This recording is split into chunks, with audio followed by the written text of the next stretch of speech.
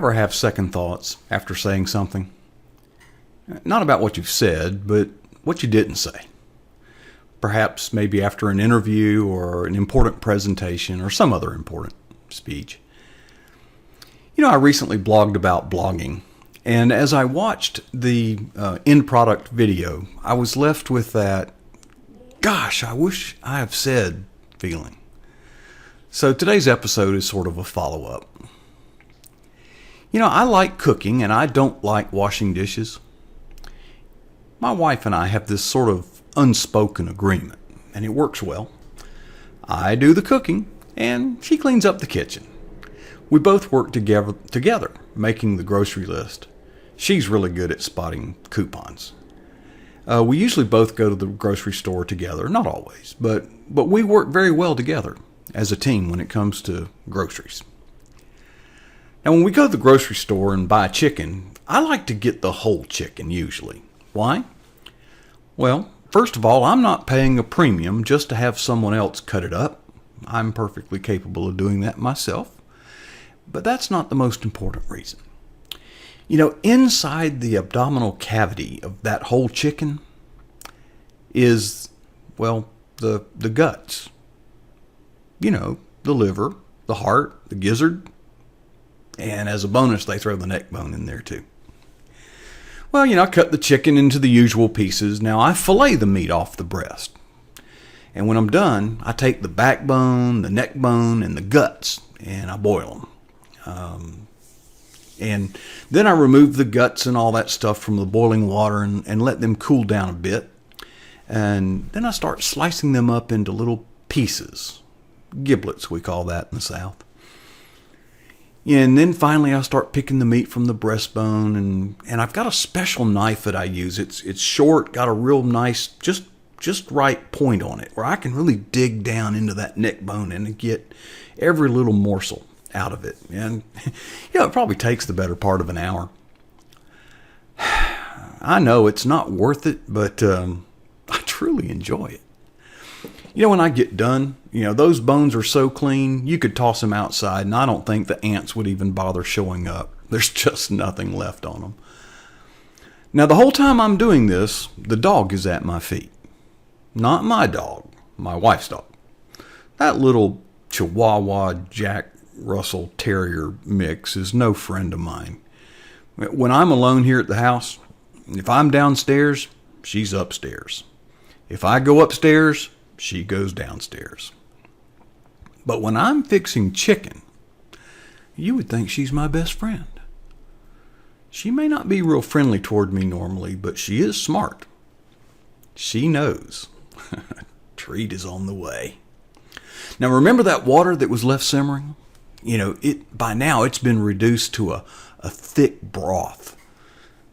Nothing like that dirty water they call chicken broth at the store.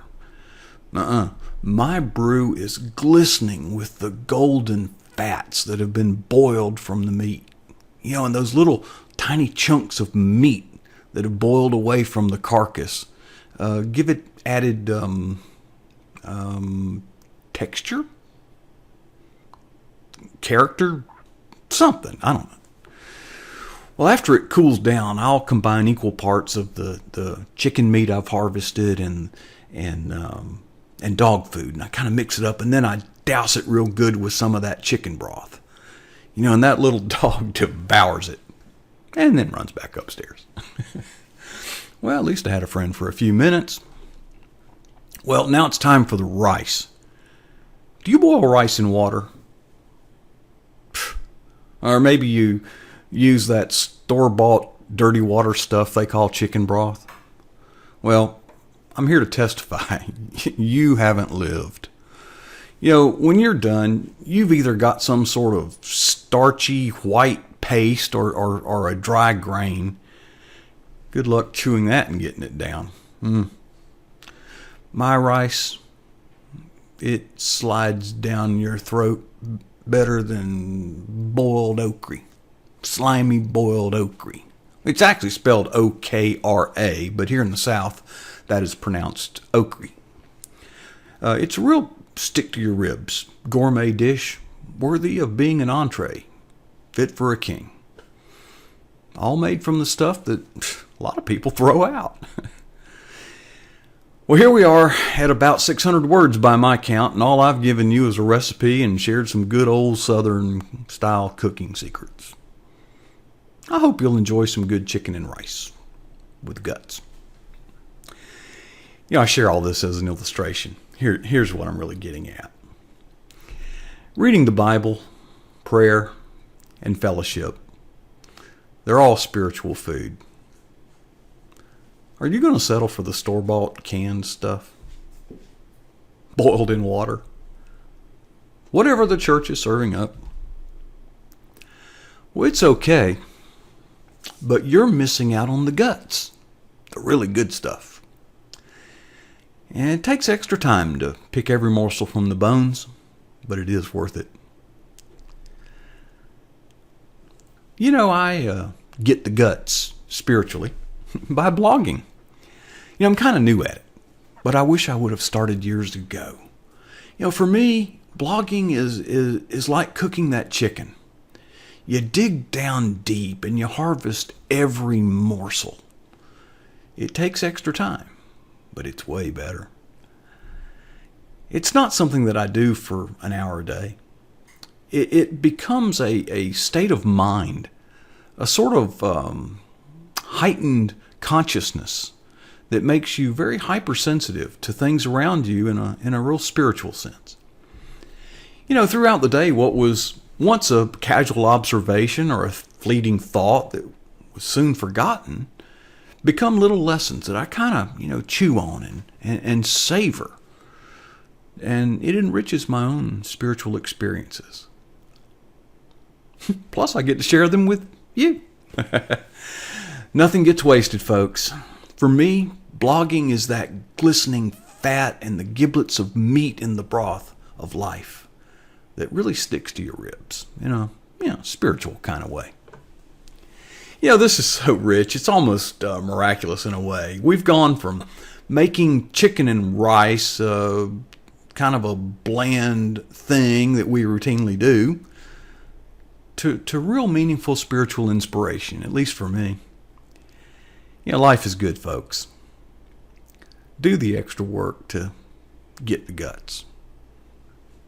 Well, that's what I've been thinking about today. Do you have any thoughts spiritually? Has anything I've said today made you think of something? Well, I hope it has. And I hope that you'll share that by making a comment on the space provided on this page. It certainly encourages me, and it may very well encourage others. You can also hit me up on Twitter. I am at DataGenesis. It's on the screen below. And I do a written version of this video as a text blog. The address of that is above, and that serves as my talking point notes for the videos that I do here. And I don't do these alone. I'm honored to be part of a team of brothers and sisters in Christ that we share our blogs by way of this video in hopes that it would be uplifting to you, being an encouragement to you, to make your day go a little better, to help you along in your spiritual walk. If you'd like to check out some of the other inspirational videos, I would invite you to subscribe to this YouTube channel.